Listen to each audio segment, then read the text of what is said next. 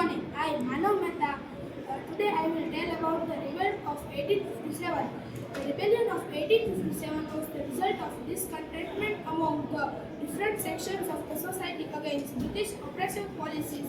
The causes of the rebellion of 1857 can be categorized as economic causes, political causes, social and religious causes, military causes, immediate causes. Here I tell about the different states which are contained the revolt of 1857. Rani Lakshmibai is considered to be the greatest leader of the rebellion.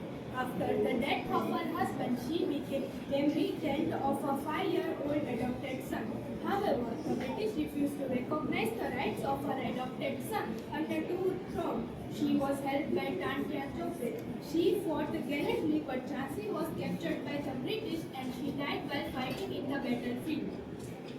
Kanpur, the uprising was led by Nana Sahib, the adopted son of Baji Rao. He was successful in expelling the British.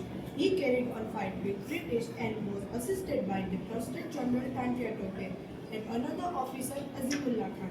Though they fought bravely, Kanpur was captured by British and Nana Sahib refused to surrender and escaped successfully to Nepal. The rebellion was led by the Convert Singh in Bihar as well as in Southwest India. He led the movement in Oudh. He was successful at many places in Bihar, but he died fighting battle against the British in April 1858. Bhagat Khan led the rebellion of Bareilly. He continued fighting till he died. Awadh. Begum Hazrat Mahal was the leading spirit behind the uprising in Awadh. She was held by Ahmadullah Shah, a Maulvi from Faisalabad.